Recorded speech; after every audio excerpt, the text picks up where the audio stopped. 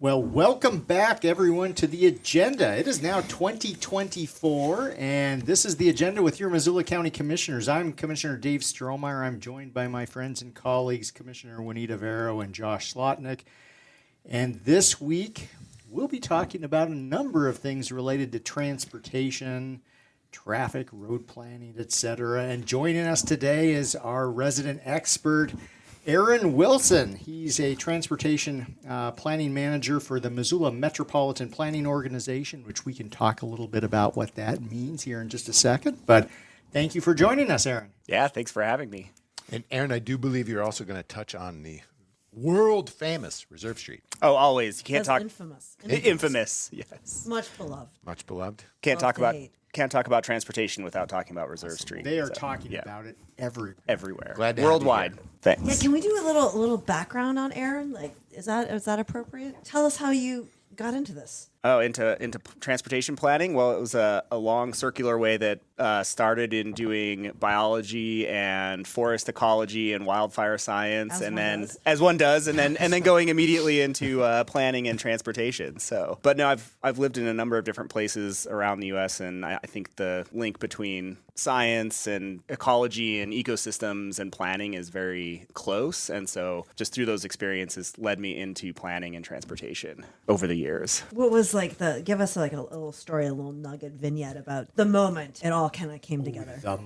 The moment. I think probably the first nugget came when I was moved from Seattle to Oklahoma City, which is a big move in terms of how those living in the two very different cities and going from a place like Seattle where I could live without a car as a very vibrant city and going to some place like Oklahoma City, which is just very different. It's much more spread out, suburban. I think it was just in the very early years of their sort of urban renaissance. They're famous for their renaissance. Yeah, they went through. What year was this then? Oh, that was 2004, I think. So about 20 years ago, exactly 20 years ago. That's about the beginning of their renaissance. Yeah, exactly. And so just seeing that difference between cities and how you could live your life in those two very different places got me very interested in what goes into that and how you can make places that are more livable and interesting.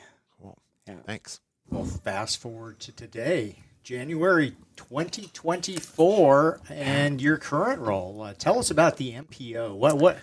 What does a metropolitan planning organization do, and how does that figure into local city and county governments? The Metropolitan Planning Organization, or MPO, we're essentially just a regional coordination body. So we ensure that there's good coordination and planning for transportation across all of the different entities within what we call the urban area. So thinking about the more developed part of Missoula County and the city of Missoula. And it's federally required. So every community in the U.S. with 50,000 people or more has an MPO to help plan through those transportation issues and ensure coordination between the different parties, like the State Department of Transportation, our transit provider, Mountain Line, the city, the county. Ultimately, the way I think about it is when you drive from the city to the county, your experience shouldn't change that much, that there isn't this dividing line and all of a sudden you're on a very different road or a very different facility. It should be fairly seamless. And the MPO helps us coordinate that so that what the city is doing and what the county and the state are all doing work together so that you don't immediately notice when you go from one to the other. So if I understand you right, what you're saying, as roads change, and we all know when you're in a population center, typically roads are one sort of way. And then as you go out into the country, they change.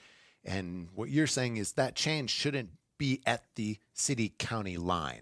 It should happen where it kind of organically feels like yes, exactly. To you want that transition to be seamless and for it to make sense based on the context of where you are, not an arbitrary administrative boundary. So how many MPOs are there in the state? There are currently 5. We originally had 3 up until the most recent census, and in 2020, the population of both Bozeman and Helena grew enough to become MPOs, and so they're in the formation process right now. So what do we know about how that might impact our own MPO? Does that mean that the slices of the pie in the state of Montana get smaller or something else? The pie, if you will, of funding for Montana stays the same. It's based on our overall state population and federal formula funding, and that money that goes to MPOs for planning gets divided up based on however many MPOs there are. So those 2 new MPOs definitely have affected how much money we get. for planning. For planning. For planning purposes, yes. Not so much for federal funding in general for the state. So I just got to say this part for our dozens of listeners out there. That's federal money going to the MPO. Yes, not correct. state money, and absolutely not local taxpayer money. Yes, exactly. All the work that I do as the MPO is all federally funded. There is a small amount of state match that goes towards that, but there is no city or county funding going to the MPO in the work that we do. Thanks. Yeah. You were talking earlier about this transition into a more rural area, but and that experience, but also how do rural residents benefit from the work of the MPO? Yeah, well, places like Missoula are regional hubs. So, most people you talk to who live in Missoula County will come to Missoula for something. The city of Missoula, whether it's for shopping or jobs or other services, maybe it's going to the hospital for medical care. And so they're using those streets and roads. And then there's also that transition from urban to rural. And what does that look like? And how can we plan effectively for those kinds of facilities? And can you be more specific about when you're talking about the transition? What are the elements of transition? Yeah, so it's, I think, the intensity of use, what's going on alongside that road, what kinds of destinations might there be. A good example would be as you're driving east, say through East Missoula and then going through Bonner and then from Bonner out to Potomac, the landscape changes pretty dramatically and the level of traffic changes. And so you want to be thoughtful about that, again, so that people aren't running into a brick wall of traffic as soon as they hit a particular boundary. So thinking about those kinds of transitions and also for the rural residents coming to Missoula, what's their experience like, and they're using those roadways and making sure that they're probably driving. They're not going to be able to use a bike path necessarily if they're coming in for a medical appointment, making sure that we have that available for them, roadways, and not just focused on other transportation. So if you're a rural resident or a guest and you're coming from the north or from the northwest or the west, you get to drive down this infamous street, Reserve Street. How did it end up being a 5-lane monster through the Costco Valley that looks like everywhere in America? Yeah, gosh, there could probably be a whole podcast Once upon a time. right, wait. Gather round, children. Yeah. There could How probably did it be happen? you could do a whole series of the history of Reserve Street, I think. It'd make a very fascinating podcast. Almost every community has one. Yeah, it's true. And in fact, Kalispell has a Reserve Street that is being built as a bypass. It's in the name. It's in the title. It's in the name, yeah. The history of Reserve Street, as Missoula built out to the west and the areas around Reserve went from that kind of more rural agricultural, and Highway 93 was established through there. Reserve Street has been Highway 93 since it was expanded and connected across the river, which I believe happened in the 60s or 70s. The first bridge was built. And then in the 90s, because of that highway designation and the growth in Missoula and wanting to facilitate that, it was really thinking of it as a bypass to get from the Bitterroot up to I-90 and then north to Kalispell or going west. And so it was built as this bypass, if you will, and expanded to the 5 lanes that it is today. I think that was completed in the mid-90s. I remember when they completed that growing up in Missoula, and there really was, it's just fields out there. I and remember a few that stores. too. Yeah. And then what happens is you build this great transportation infrastructure and you've got a lot of vacant land that's easy to develop on. It's flat, it's underutilized, it's fields. So what happened is developers came in and built in the 90s a lot of big box stores. And so those came in and you saw this incredible growth along North Reserve. Does something happen to the sugar beet market? Yes. Yeah, I mean, it's behind Target. That was the sugar beet Yeah, mill. so help me with the history, though. Well, it went away and opened up land for... Yeah, I mean, there's kind of an arc in the sort of history of commercial ventures and retail in America where we went from having a downtown where you could buy hardware and sporting goods as well as lunch to having a downtown that was mostly boarded up and everything went out to the mall. All that kind of commercial venture went to the mall. And then the big boxes arrived, slowed down the excitement around the mall. And we saw a resurgence in downtowns that became places that sold experience rather than goods. And now we have these 3 things kind of reached a state of equilibrium where they all definitely can coexist.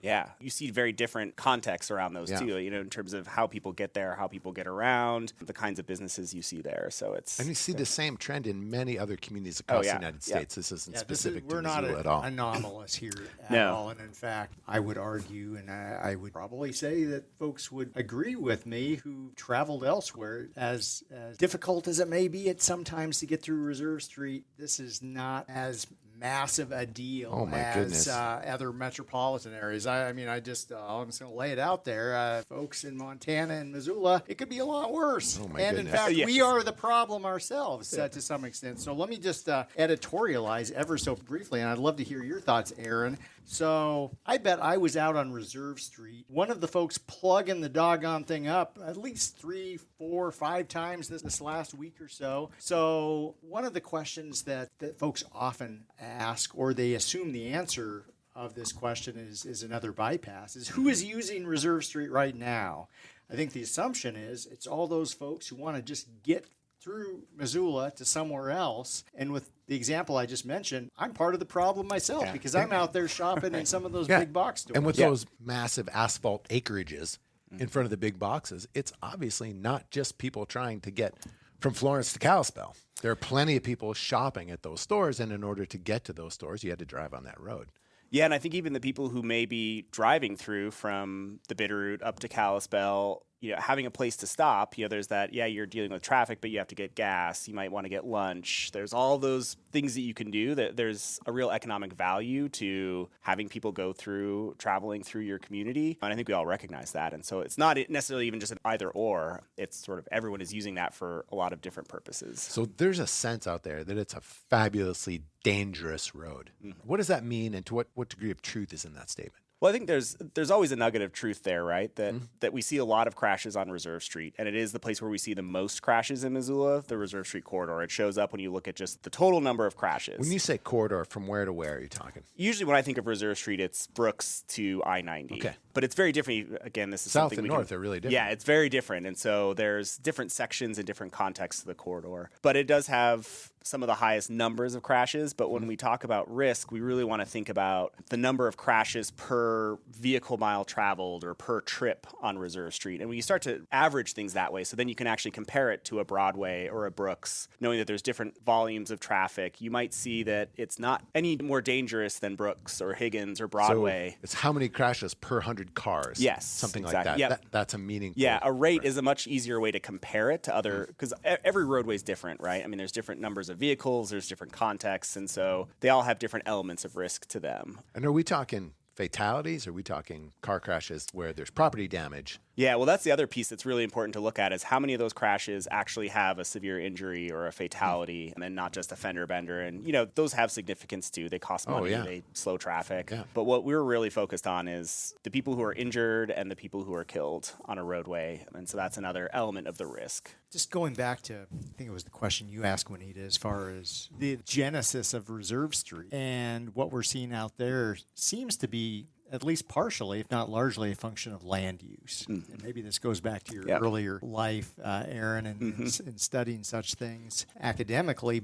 And there's no way to know at this point in time, but I'm envisioning a situation where perhaps the land uses were different along Reserve Street or were regulated differently, zoned differently than what they were that allowed the sort of commercial development that we see out there today. Were that not the case, then the traffic patterns, traffic flow, it might have be very different. And it might have actually been serving the intended purpose of being a quasi bypass. If you will. Yeah. Dave has me thinking about the first time I met you, Aaron. You posed a question, I think it was at a charrette or something. What could have happened if the entrance and exits to those big box stores hadn't been on Reserve Street, but had been off of Reserve Street on one of those side streets. Street. Yeah. And what happened there? Why wasn't that thought of at the time when Costco first went in, or when these box or the Grand Creek or whatever, when these box stores went in and those developments? And what would the effect of that be? Just because I'm having a hard time wrapping my mind around it. If you turned off onto a side street and then went to a big box store instead of approached right off the road. Then me who wants to get to Kalispell and doesn't want to go to the box store. Right. Yeah.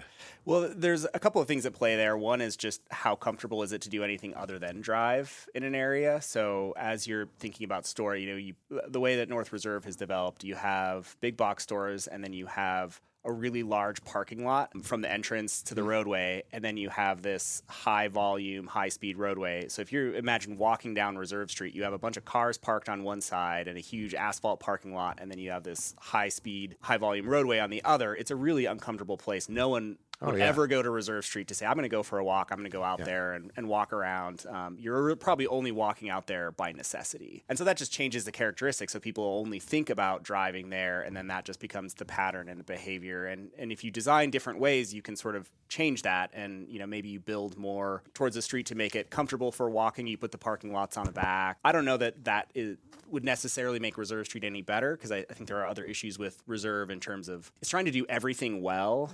It's sort of trying to be a jack of all trades street, and it's just not doing any of them that When great. you say jack of all trades, I imagine, I'm just guessing, fill in the list here, but I'm thinking you're saying the street wants to be able to convey people from Florence to Kalispell to make this bridge from one side of our valley to the other. It also needs to get people to these stores and to their houses and to restaurants. And can one road do both those things? Well, I think that's the problem with Reserve Street right now, and both with the adjacent land use and with what it's trying to do, that you can make a road safe for through travel. So think about I-90.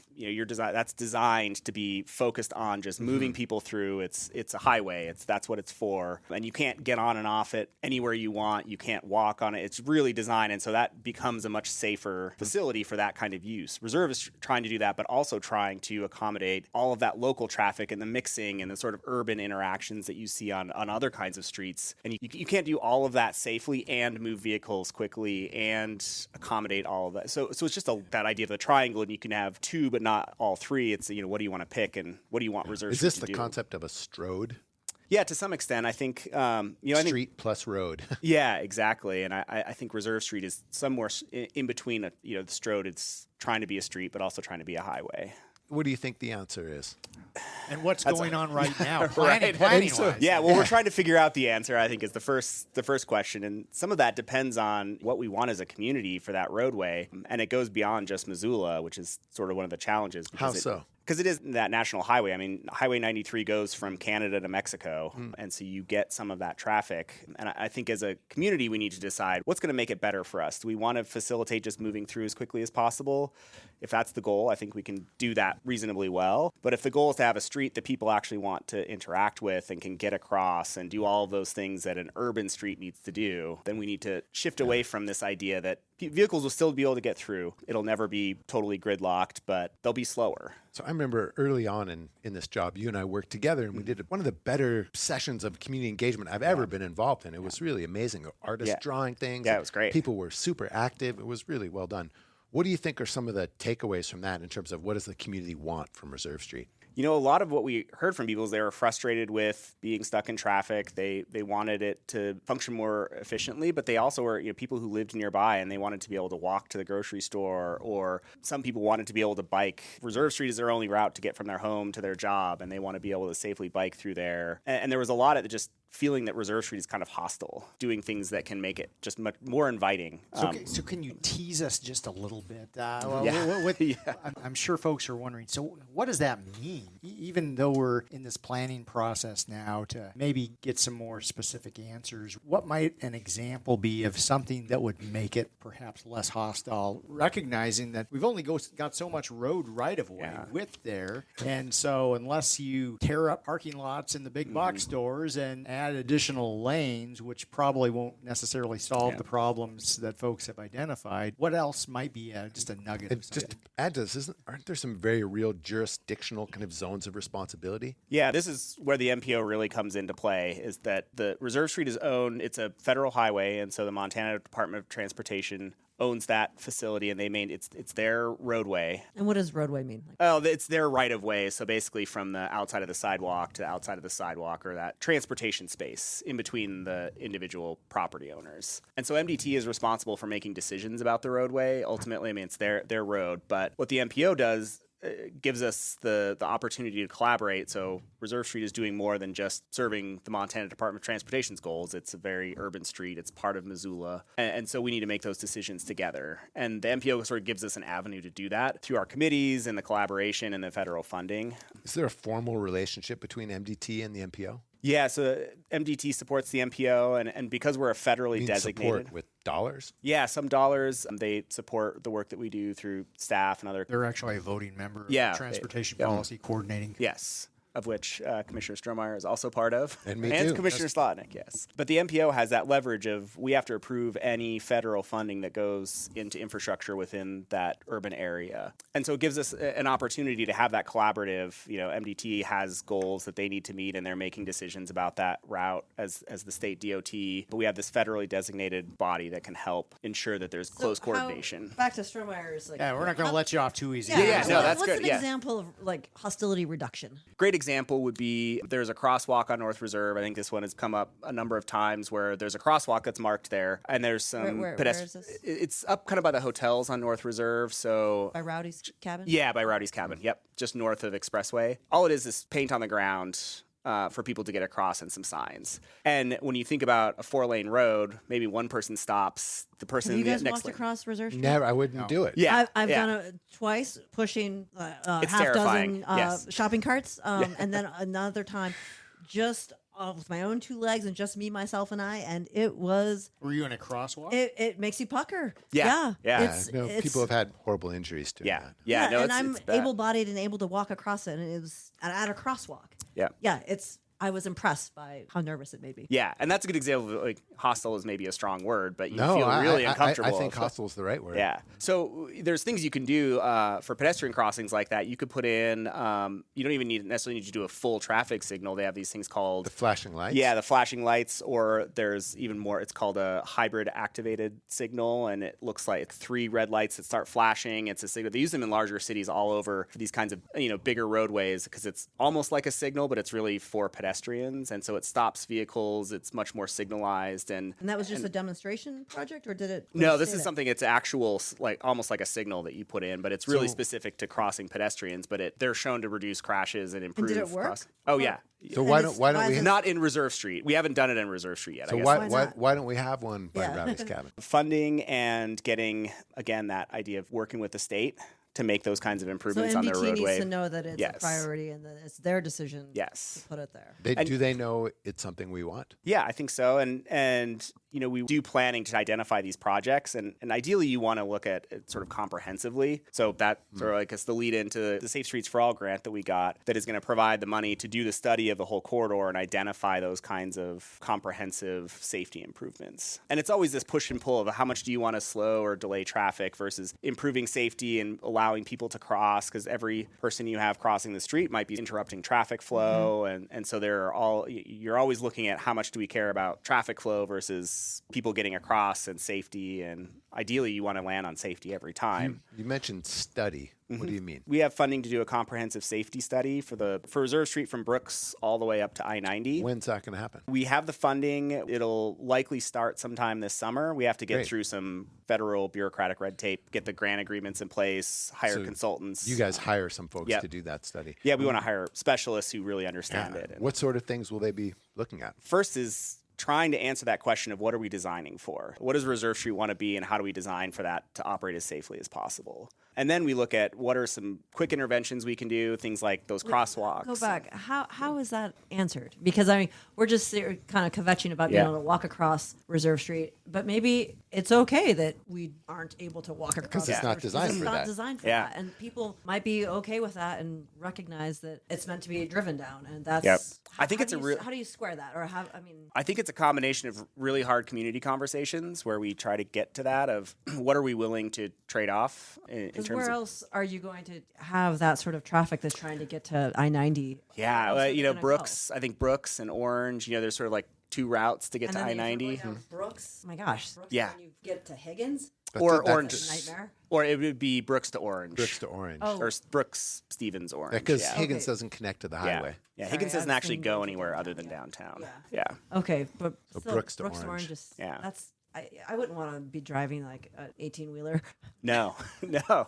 So I think that's one of the challenges we have. It does have that regional impact, and so we want to be able to continue to facilitate that. But sort of what's the extent to which we want to create a street that you can easily get across? And we know we have a ton of growth. We're prioritizing growth in an area just west of Reserve Street in that kind of North Reserve area. So how long is the study period? The study period will be probably 9 months to a year. We So- hope to get it done pretty quickly. So I'm just going to guess, having seen some of these sorts of things happen in the past, we do a study, come up with some recommendations. look for money to do the planning. Yeah. If we're successful with that, then we look for money to do the actual construction. Yes. Is that kind of did I get that right? Yep. Yeah. So the money we got is actually for what we call a safety action plan. So that at the end of that, we would have a list of here's all the improvements we think we could make. There will be some short-term quick fixes. There will be long-term things that might cost millions of dollars. When we try to prioritize those, and then once we have that list, we then go back and say, okay, what funding can we put towards that? We can apply for additional federal grants. We can look at our local federal funding that we can program, and we just start working our way down that list. Will the study ask the question or try to get at who is using Reserve Street?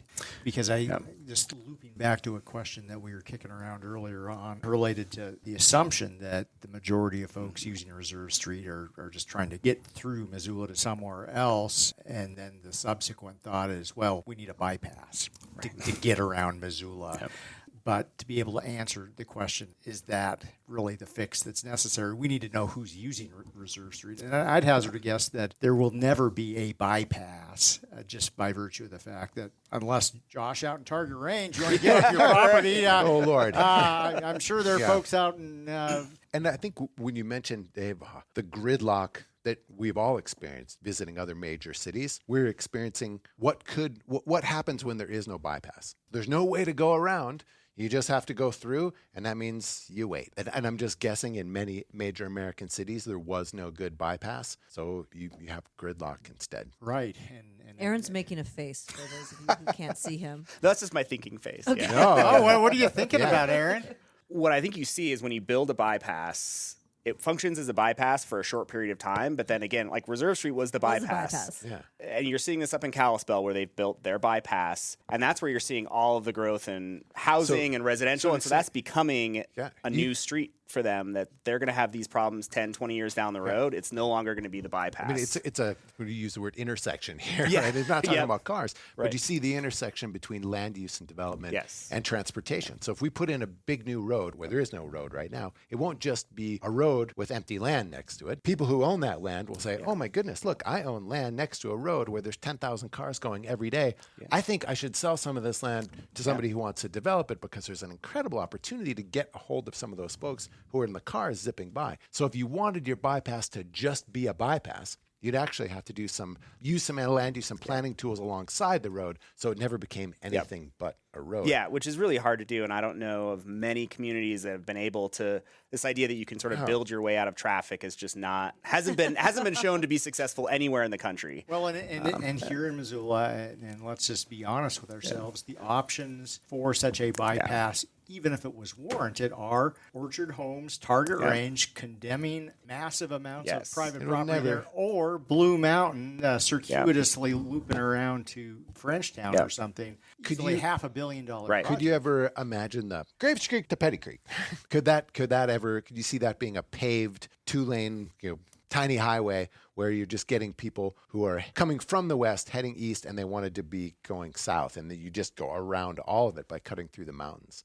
The Jack would love it for business. And then you're going through national forest land, so the potential for development is quite low. I think if you were able to be successful with something like that, you would see a lot more of those, and you just don't. It's indirect. Like that road's going to be windy. It's going to be steep. Correct. It's not going to feel great. You're probably realistically you'd be faster just going up Reserve Street even today and take I-90 and safer. And I'm safer. just trying to think of first responders responding to any accidents through there would just be a nightmare. I mean, I live in Target Range, and when it's the thick of traffic during the day, and if I had to get to the airport to pick somebody up, I go around down to Kona Ranch Road and go all the way around. And is it actually faster, or is it just a better driving experience? It's just a better driving experience. It's about the same, but instead of sitting in traffic and being surrounded by all of that, you just got to play better driving music, in a really. Josh. I just go do the beautiful scenic route, take an extra 5 minutes, and enjoy music, and be like, man, this is fine. And then when I'm bringing guests in, they feel like, oh, it's so beautiful, instead of saying, oh, it looks just like where I came from. Yeah. Well, invariably, I will see a train blocking Madison Street and say, I'm just going to drive around to Van Buren. And by the time I get to Van Buren, the train's gone. Right. Well, that was a lot to sink our teeth into today. Absolutely. And so we're going to have to call it a day, but we want to pick up where we left off in the next episode of The Agenda. Thanks so much for joining us today, Aaron. Thanks a lot. Yeah, Aaron. thanks for It's having great me. having you. Yeah. Thanks for listening to The Agenda. If you enjoy these conversations, it would mean a lot if you'd rate and review the show on whichever podcast app you use. And if you know a friend who would like to keep up with what's happening in local government, be sure to recommend this podcast to them. The Agenda with the Missoula County Commissioners is made possible with support from Missoula Community Access Television, better known as MCAT, and our staff in the Missoula County Communications Division. If you have a question or a topic you'd like us to discuss on a future episode, email it to communications@missoulacounty.us. To find out other ways to stay up to date with what's happening in Missoula County, go to missoula.co/county updates. Thanks for listening.